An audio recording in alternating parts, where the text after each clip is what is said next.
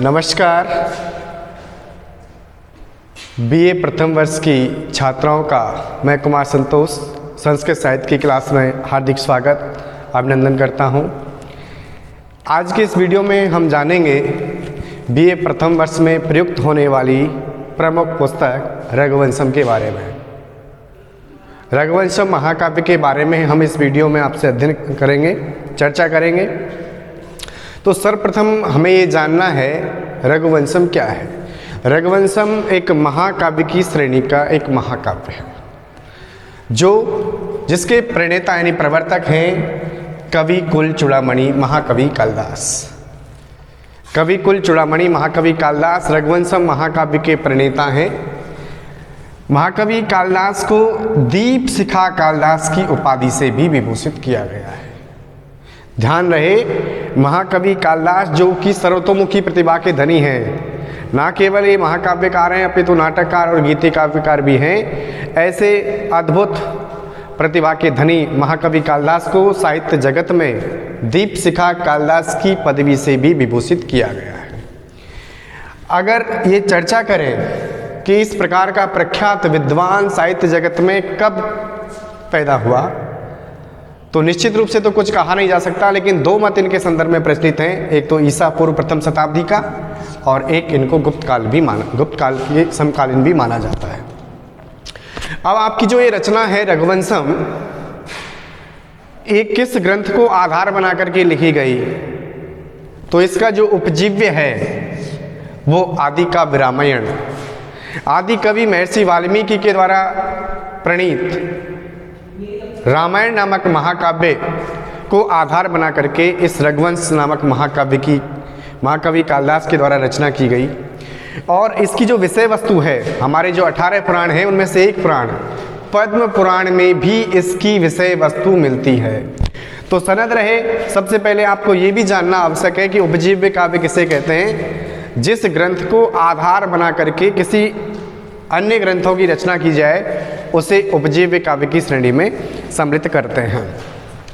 अब चर्चा करें कि रघुवंशम महाकाव्य है उसका विभाजन किस में हुआ है। तो रघुवंशम महाकाव्य का विभाजन सर्गों में हुआ है और इसमें 19 सर्ग हैं। कितने सर्ग हैं? 19 सर्ग हैं। संपूर्ण जो महाकाव्य है 1569 श्लोकों में आबद्ध है और सबसे बड़ा जो सर्ग है इसका वो 12वां सर्ग है जिसमें 104 श्लोकों का प्रयोग हुआ है। सबसे छोटा जो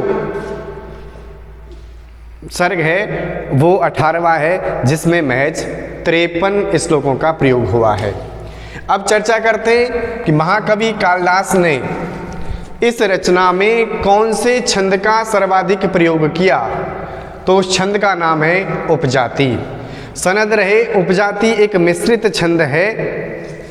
उपजाति एक मिश्रित छंद है, दो छंदों के मिश्रण से बनता है और वो दो छंद हैं इंद्रवज्रा और उपेंद्र वज्रा। तब जाकर के क्या बनता है, आपका उपजाति नामक छंद बनता है।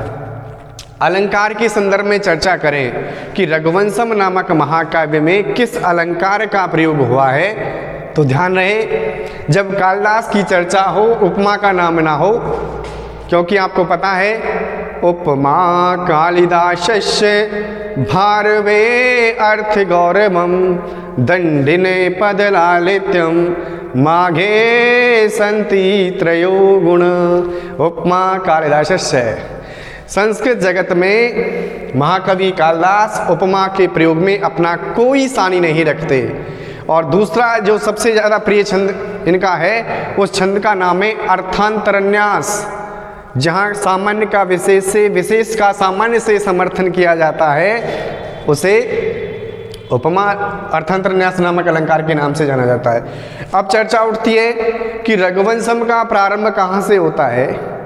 रघुवंशम का प्रारंभ राजा दिलीप से होता है और अग्निवर्ण तक चलता है। वैसे मनु से प्रारंभ होकर के 31 राजाओं का वर्णन है इसमें रघुवंशम महाकाव्य में, जो सूर्यपुत्र मनु से, यानी कि रघुवंश जो है वो सूर्यवंश के नाम से भी जाना जाता है। तो मनु से प्रारंभ होकर के ये अग्निवर्ण तक चलता है। अग्निवर्ण जो इसका शासक हुआ था एक विलासी प्रवृत्ति का, बाकी जितने भी इसमें राजा हुए, सम्राट हुए, सब अपने आप में एक से एक बढ़कर था, लेकिन अंतिम जो शासक था वो एक विलासी प्रकृति का था, अग्निवर्ण। और जहाँ तक कालिदास की इस महाकाव्य का संदर्भ है, जितने भी महाकाव्य, 2 महाकाव्य लिखे महाकवि कालिदास ने, लेकिन सबसे ज़्यादा प्रिय अगर कोई है वो रघुवंशम है। रघुवंशम के संदर्भ में महाकवि कालिदास के बारे में प्रचलित है का यह रघुकारे ना रमते, यानी ऐसा कौन साहित्य प्रेमी है जिसका मन रघुवंशम नामक महाकाव्य में नहीं रमता है। तो सबसे प्रिय महाकाव्य है रघुवंशम। तो ये चर्चा हुई रघुवंशम के बारे में। अब आप ये जान लें बीए प्रथम वर्ष में आपको क्या पढ़ने को मिलेगा। बीए प्रथम वर्ष की छात्राओं को केवल आपको रघुवंशम का प्रथम सर्ग पढ़ने को मिलेगा। प्रथम सर्ग जिसका प्रारंभ दिलीप से होता है और दिलीप के द्वारा कामधेनु की पुत्री जो नंदिनी नामक गाय है उसकी सेवा करने का वर्णन इसकी विषय वस्तु है जो आपको पढ़ने को मिलेगी। यानी कि राजा दिलीप एक सूर्यवंश में प्रतापी सम्राट हुए, सब कुछ उनके राज्य में धन धान से परिपूर्ण था, लेकिन उनके अंदर उनको एक कमी थी कि चौथी अवस्था को वो प्राप्त कर रहे थे लेकिन कोई संतान नहीं थी। तो एक दिन वो अपनी इस समस्या को लेकर अपने कुलगुरु महर्षि वशिष्ठ के पास जाते हैं। महर्षि वशिष्ठ मुनि ध्यान करते हैं और बताते हैं कि आपने एक बार कामधेनु नामक गाय का अपमान किया, इसके कारण उन्होंने श्राप दे दिया कि आपको कोई संतान नहीं है। आपको संतान हो सकती है लेकिन बशर्त आपको क्या करनी पड़ेगी, कामधेनु की पुत्री जो नंदिनी है उसकी आपको सेवा करनी पड़ेगी। जब क्या होगी, नंदिनी आपकी सेवा से, परिचर्या से क्या होगी, पूर्ण रूपेण संतुष्ट होगी, तो वो आपको इस श्राप से मुक्ति दिला सकती है और आप संतानवान बन सकते हैं। इसलिए राजा दिलीप अपनी भार्या सुदक्षिणा के साथ महर्षि वशिष्ठ के आश्रम जाते हैं और वहां पर वो कामधेनु की पुत्री नंदिनी की 21 दिन पर्यंत क्या करते हैं, सेवा करते हैं। और सेवा किस प्रकार का, सेवा का जो व्रत था कितना कठिन था, आप इस बात से अंदाजा लगा सकते हैं कि जब नंदिनी चलती थी तो राजा दिलीप चलते थे, जब नंदिनी बैठती थी तो राजा दिलीप बैठते थे, जब नंदिनी चारा खाती थी तो स्वयं भोजन करते थे, जब नंदिनी पानी पीती थी तो स्वयं पानी पीते थे। इस प्रकार का 21 दिवस पर्यंत राजा दिलीप के द्वारा क्या किया गया था, कठिन व्रत का पालन किया गया था। तब जाकर के नंदिनी राजा दिलीप की सेवा से संतुष्ट होती है और उनको श्राप से मुक्ति दिलाती है। नेक्स्ट वीडियो में आप जानोगे आपकी अन्य रचनाओं के बारे में। तब तक के लिए जय हिंद, नमस्कार।